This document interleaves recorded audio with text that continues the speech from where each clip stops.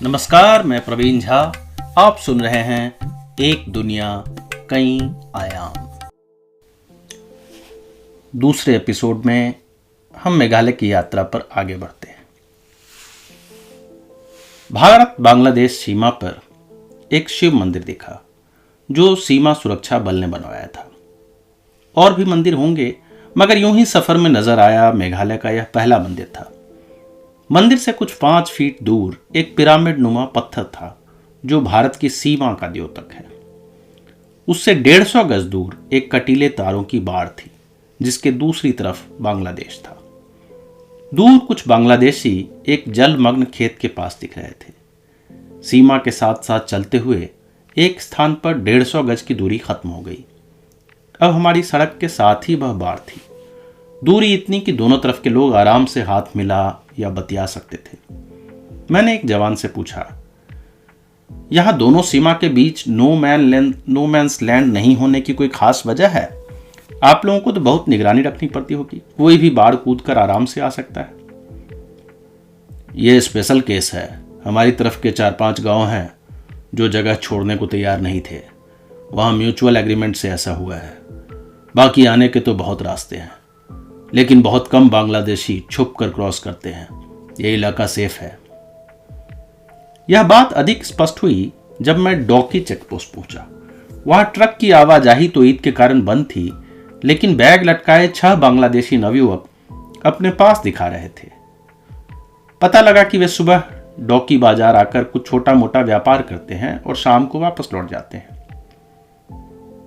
ये लोग टूरिस्ट के लिए सामान लाता है, अभी तो बंद है, लेकिन यहां से रसगुल्ला लेकर जाता है। छोटा मोटा सामान का चेकिंग भी ज्यादा नहीं होता है। ये लोग यहां फुटबॉल भी खेलता है, खेल के वापस चला जाता है, एक फल बेचते व्यक्ति ने कहा। चेकपोस्ट से नीचे की तरफ वह मशहूर उमगोट नदी थी जिसे भारत की सबसे साफ नदियों में गिना जाता है। इंटरनेट उन तस्वीरों से भरा है जिसमें नदी के तल को स्पष्ट देखा जा सकता है। हालांकि बरसाती मौसम के कारण पारदर्शिता घट गई थी, लेकिन एक अंतर नजर आ रहा था। भारत की सीमा तक यह नदी पन्ना यानी एमराल्ड की तरह हरी थी। बांग्लादेश पहुंचने तक इसका रंग उतरने लगा था। सीमा के दोनों तरफ तमाम मछुआरे मछली मारने बैठे थे, लेकिन पर्यटक सिर्फ भारतीय हिस्से में दिख रहे थे। यूं भी बांग्लादेशी हिस्से में न पहाड़ थे और ना ही कुछ और दर्शनीय, लेकिन एक समृद्धि और गरीबी का अंतर भी दिख रहा था। अगर किसी बांग्लादेशी को किसी खासी लड़की से प्यार हो जाए, शादी हो जाए, फिर तो वो मेघालय में रह सकते हैं? मैंने यूं ही पूछ लिया। हाँ, कुछ शादी होता है, लेकिन उन लोगों को इधर जमता नहीं है। वो लोग सब त्रिपुरा निकल जाता है। मेघालय का लोग थोड़ा बंद रहता है, किसी से ज्यादा मिलता नहीं है। क्यों? क्रिश्चियन तो बहुत खुले दिमाग के होते हैं। मैंने पुनः स्टीरियोटाइप दिमाग लगाया। अरे ये जैंतिया लोग, खासी लोग क्रिश्चियन है, लेकिन थोड़ा अलग है। ये आपके यूरोप जैसा क्रिश्चियन नहीं है। यूरोप जैसा क्रिश्चियन, यूरोपीय ईसाइयों की तरफ जो इशारा था वो मैं समझ गया। खैर, सबसे साफ नदी से वापस लौटते हुए शिलोंग के रास्ते में एक बोर्ड दिखा, एशिया का सबसे साफ गांव। एशिया का सबसे साफ गांव कैसा होगा? मुझे तो यह पदवी ही अतिशयोक्ति लगी कि किस एजेंसी ने पूरे एशिया के गांव घूम घूम कर यह निर्णय लिया होगा। भला जापान के गांवों के सामने भारतीय गांव क्या टिकेंगे? लेकिन मेघालय के मोलिनोंग गांव में यह बोर्ड पूरे विश्वास के साथ लगा हुआ था। सोचा कि देख लिया जाए। गांव के बाहर एक चुंगी थी जिसे टिकट खरीद कर गांव में प्रवेश करना था। वह टिकट काटने वाले एक हृष्ट पुष्ट व्यक्ति थे जो स्वयं मुस्कुराकर अभिवादन करने आए। मुझे लगा कि वह कोई कर्मचारी होंगे। पता लगा कि वह गांव के मुखिया हैं और इस गांव को यह सम्मान दिलाने में उनकी बड़ी भूमिका है। मुझे पहला झटका तो यही लगा, क्योंकि मैंने किन्हीं गांवों के मुखिया को यूं झुककर गांव में स्वागत करते बहुत कम देखा है। गांव में प्रवेश के लिए एक अच्छी खासी पक्की सड़क थी जिसे उन्होंने पर्यटक चंदों और सरकार के सहयोग से बनवाया था। यह किसी यूरोपीय आधुनिक कॉलोनी और प्राचीन भारतीय ग्राम का गजब का कॉम्बो था। लकड़ियों और बांस के घरों के मध्य पक्के मकान थे। उनके आसपास छोटे छोटे खेत और बागान थे। हर घर के सामने एक चिट्ठी और अखबार रखने का डब्बा था। हर गली में बांस की बेत का बना डस्टबिन था। ये जो छोटा छोटा बांस जैसा पौधा देख रहे हैं ना, वो झाड़ू है, झाड़ू, मेरे चालक ने कहा। झाड़ू? झाड़ू का पौधा? यह क्या है? क्या पौधा खुद ही सफाई कर देता है? मैंने हंसकर पूछा। नहीं, इधर मेघालय में होता है झाड़ू। हम बात कर ही रहे थे कि देखा कुछ युवक और युवतियां सड़क बुहार रहे हैं। कचरा नहीं साफ कर रहे, बल्कि सड़क पर गिरे पत्तों को चुनकर बांस के बास्केट में डाल रहे हैं। झाड़ू के पौधे, झाड़ू लगाते लोग, यह कैसी जगह है? इनको तो स्वच्छ भारत मिशन का ब्रांड एम्बेसडर बना देना चाहिए। यहां कोई खाने की जगह होगी, कोई अच्छा रेस्तरां? मैंने पूछा। एक पुराना जगह है गांव में, बहुत बढ़िया भात मछली, भात चिकन खिलाता है। नहीं, कोई और जगह नहीं है जैसे जहां खाने का मेन्यू कुछ अच्छा हो? अब उसके लिए तो शिलोंग चलना पड़ेगा, ये तो गांव है। हम एक पुराने से भोजनालय के सामने पहुंच गए जिसका जीर्णोद्धार चल रहा था। यह किसी साधारण ग्रामीण ढाबे की तरह था। यहां तो बैठने की जगह भी अच्छी नहीं लग रही, मैंने शहरी मिजाज की शिकायत की। अरे आप अंदर जाके देखिएगा, अगर कहीं थोड़ा भी गंदा दिख गया तो आप शिलोंग जाके खा लीजिएगा। अंदर सिर्फ 2 युवतियां, एक मामूली रसोई और मात्र 3-4 बर्तनों में भोजन था। लेकिन फर्श, दीवार और मेज पर न एक दाग, न निशान। इतनी सफाई कौन करता है और खाना कौन बनाता है? ये सब एक फैमिली करता है। 50 कस्टमर रहने से भी कभी भी गंदा नहीं रखता है, सब साफ रखता है। वहां भोजन कर लगा जैसे कोई घर बिठाकर खिला रहा हो। मैंने एक अचार की फरमाइश की जो उनके पास नहीं थी। एक युवती पड़ोस के घर गई और थोड़ी दूर में उस घर से अचार आ गया। ऐसा तो वाकई गांवों में होता है कि कुछ कम पड़ जाए तो पड़ोस से ले आते हैं, साथ में यह निर्देश भी कि उनके पास इतना ही है, इससे ज्यादा अचार नहीं मिलेगा। इससे ज्यादा नहीं मिलेगा का मूल कारण यह भी है कि गांव का भोजन यथासंभव गांव में उगाकर मुर्गी पालन और मछली पालन करके ही तैयार होता है, इसलिए उनके पास संसाधन सीमित है। गांव में ही एक विद्यालय और एक गिरजाघर था। कुछ बुजुर्गों को छोड़कर साक्षरता लगभग 100% थी।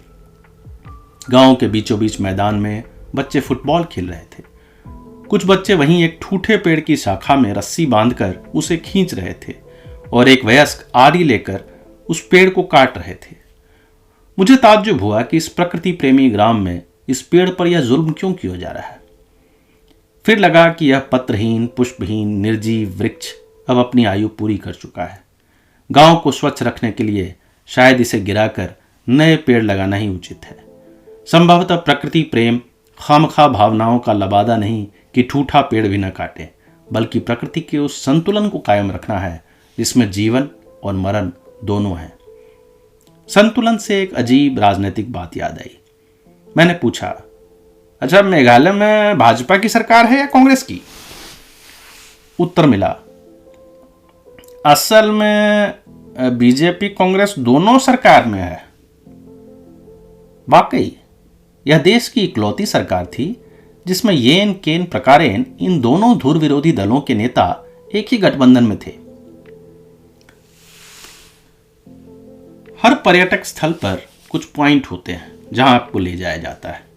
वहां दर्जनों लोग तस्वीर खिंचवा रहे होते हैं।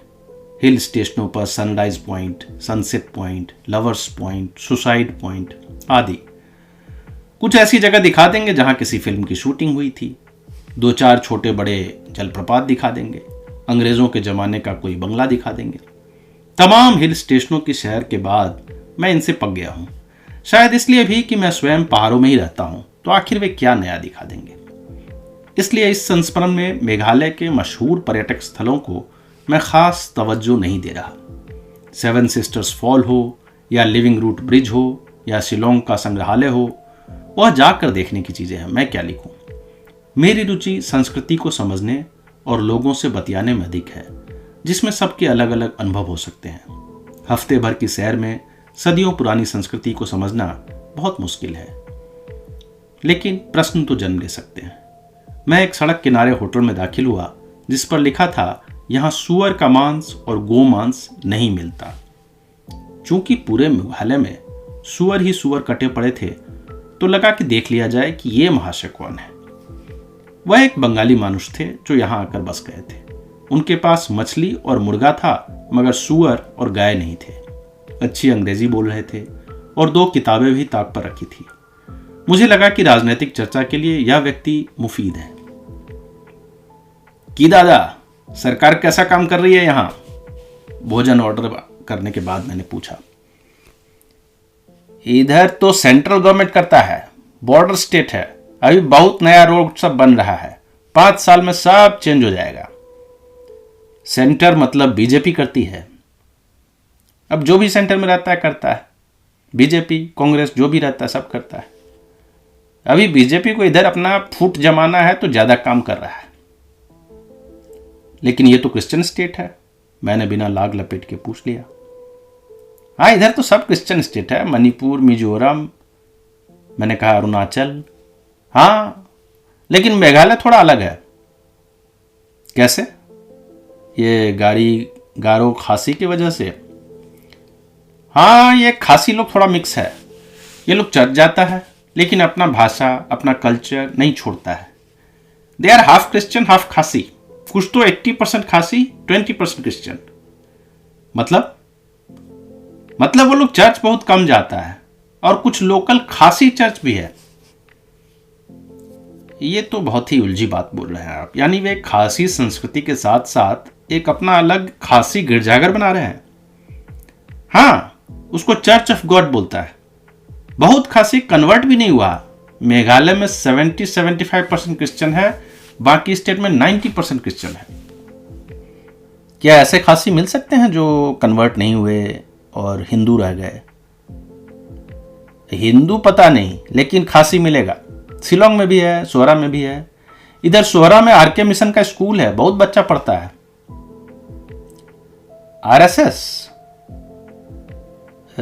आरएसएस का भी स्कूल है क्या?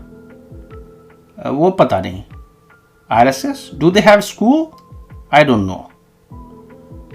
नहीं, स्कूल नहीं, लेकिन मैंने पढ़ा है कि आरएसएस मेघालय में काफी एक्टिव है। वो होगा एक्टिव। आरएसएस और बीजेपी तो एक ही है उन्होंने हंसकर कहा।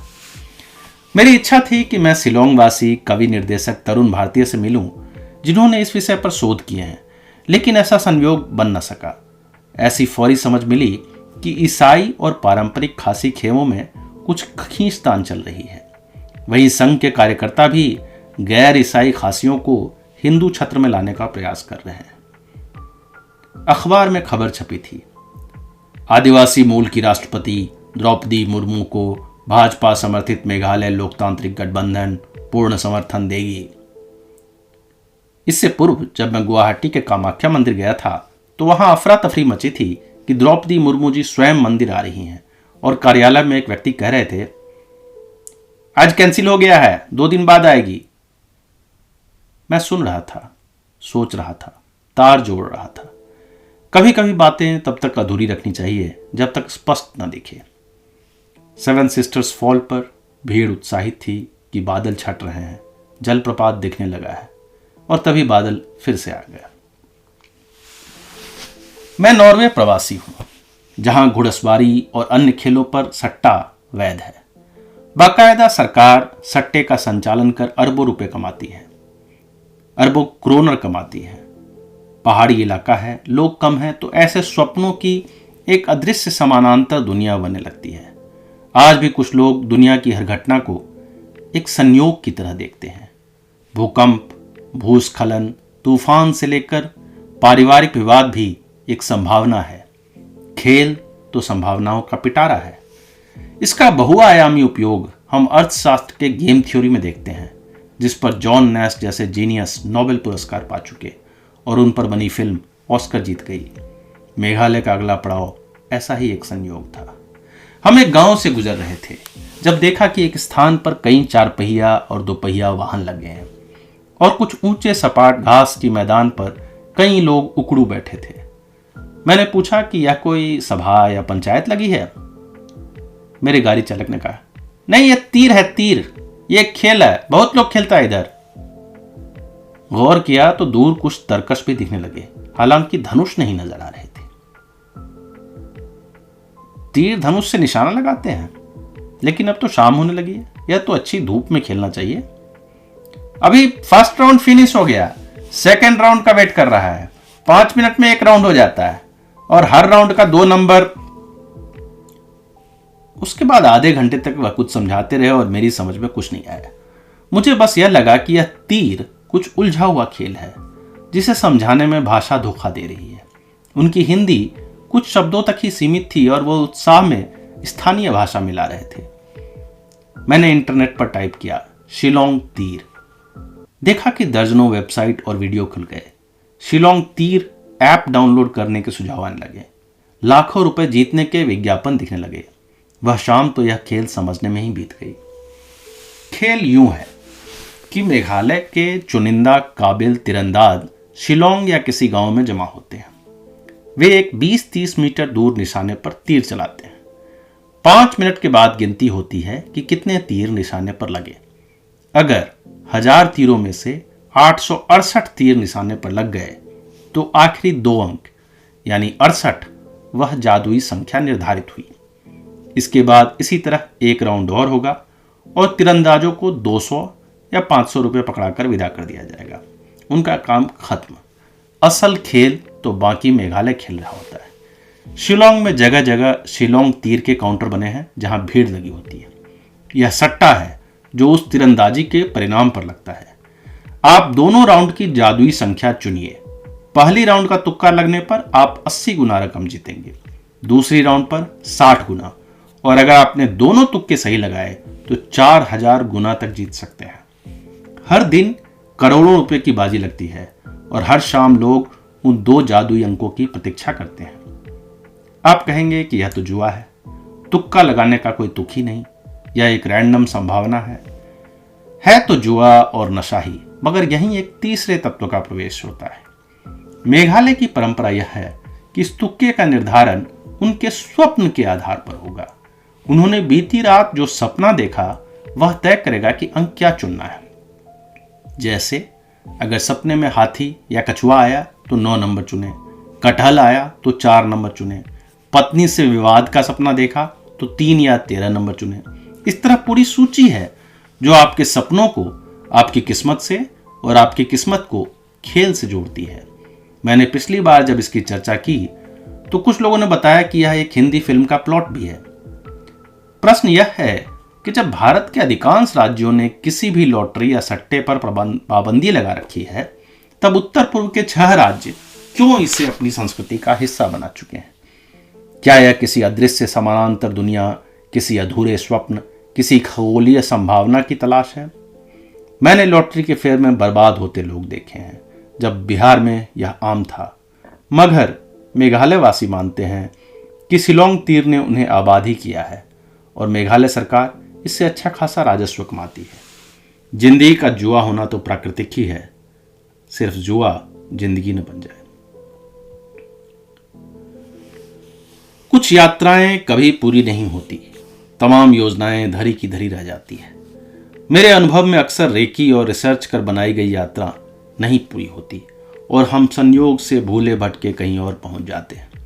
जैसे बांग्लादेश सीमा पर एक स्थान वर्जित क्षेत्र में था, लेकिन मेरे पहुंचने से पहले ही भूस्खलन के कारण मुख्य सड़क बाधित हो गई और हमें सुरक्षा बल ने अपनी घेराबंदी से रास्ता दे दिया और हम संयोगवश वर्जित क्षेत्र पहुंच गए।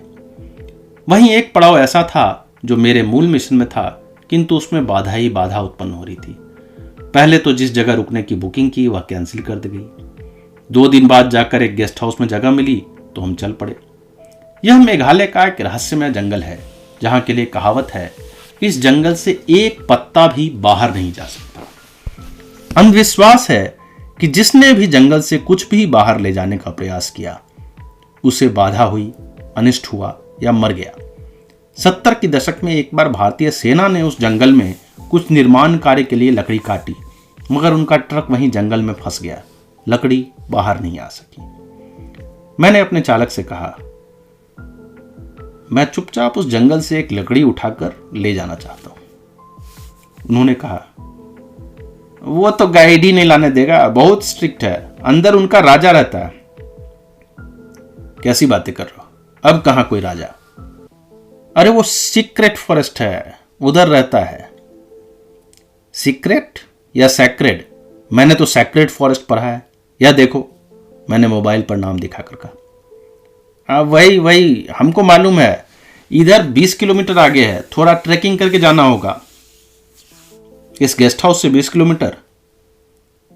हाँ, उसका लोकेशन किधर है हमको ठीक से मालूम नहीं है, शायद 10 किलोमीटर रहेगा। सैक्रेड फॉरेस्ट या पवित्र वन एक साधारण जंगल दिखता है जहां खासी योद्धाओं के वही स्मारक शिलाएं मौजूद थे जिनकी दर्जन भर तस्वीरें पहले से मेरे पास है।